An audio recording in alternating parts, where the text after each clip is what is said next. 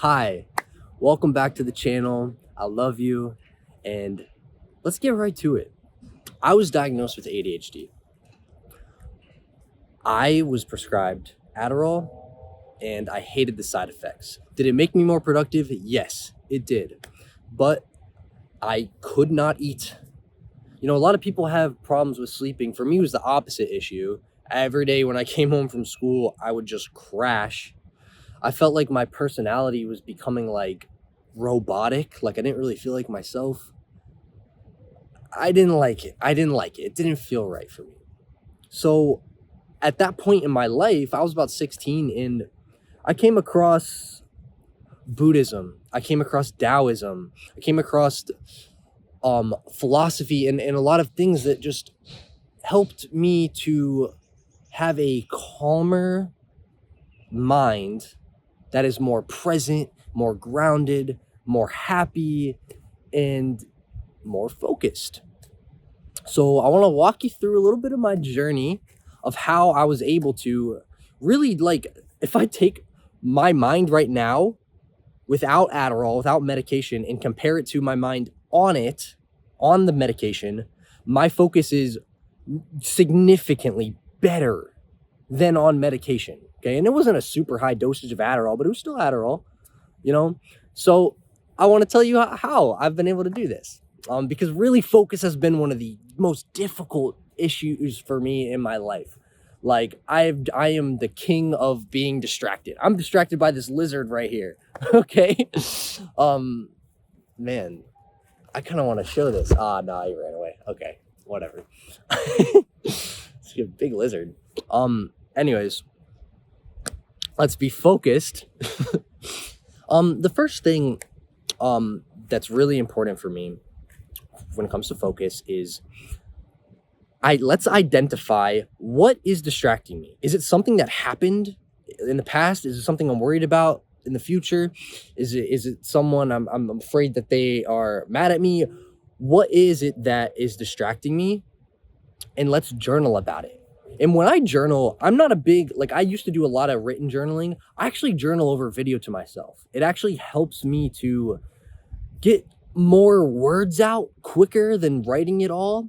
I feel like it's just such an effective way for me to talk myself through an issue and help myself be more at peace about it. So that's the first thing. If there's something bothering you that's preventing you from focusing, it's so important to have just talked it through with yourself and your own mind. And not just thinking through it, because for some reason for me, if I'm just trying to think through it, I can't work through it. It has to come out through words. I don't know why, but it works.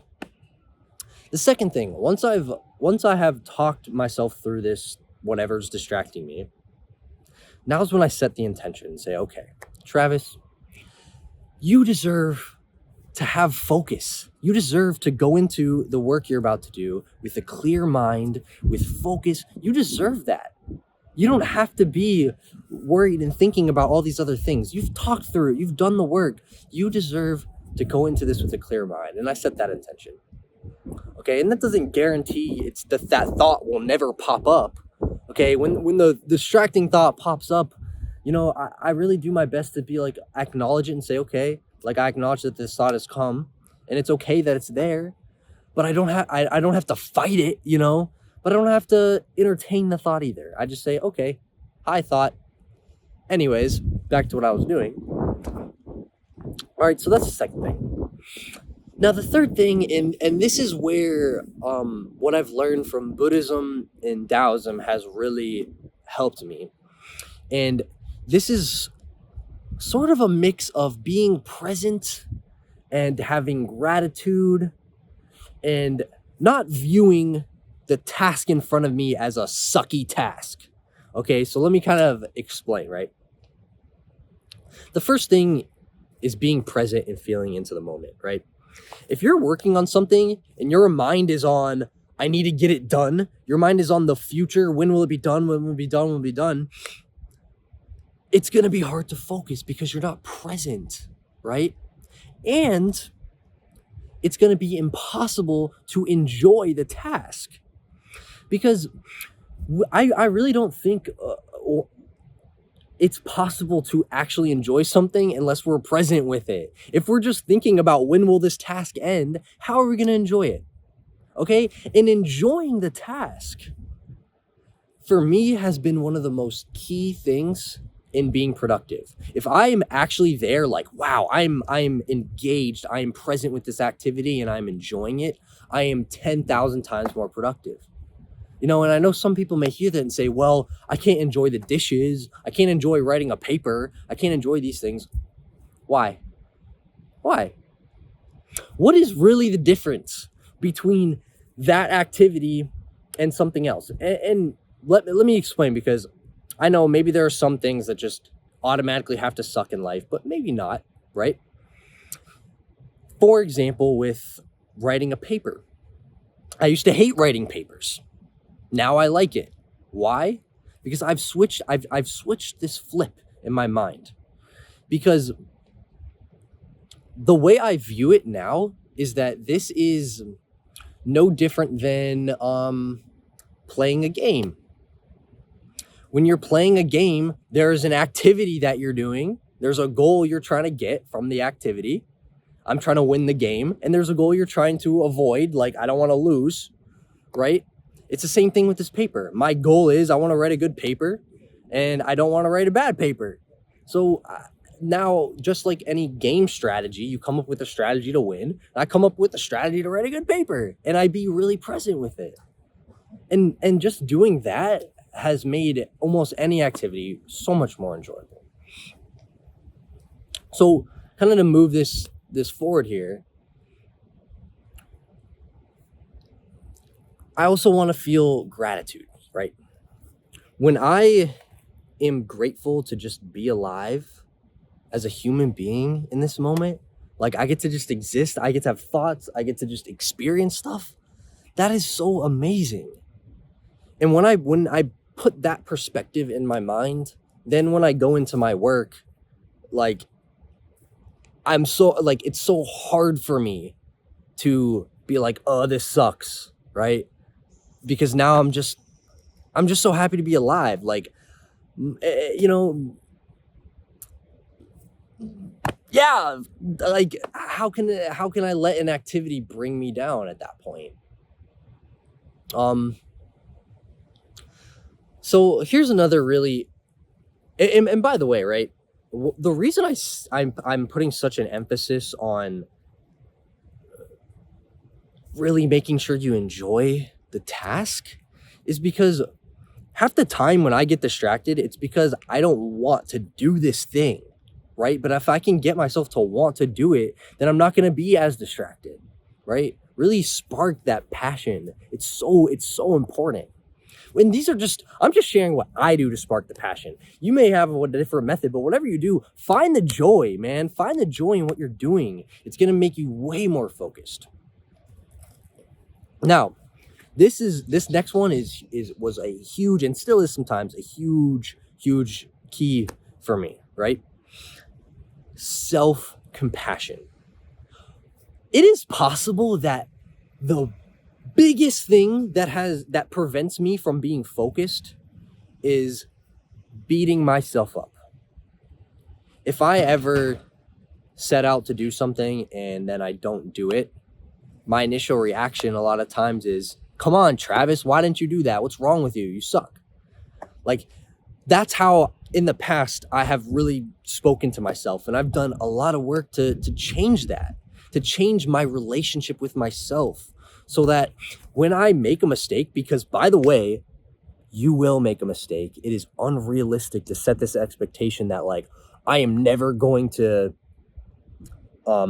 set out on a goal and not do it ever again. I'm never going to miss a day in whatever thing you're trying to do. These things do happen, and we need to have a relationship with ourselves where when the mistake is made, or the misstep, if you want to say, when that step is when the misstep happens, whatever, if we beat ourselves up about it, I'll just share what happens to me, right?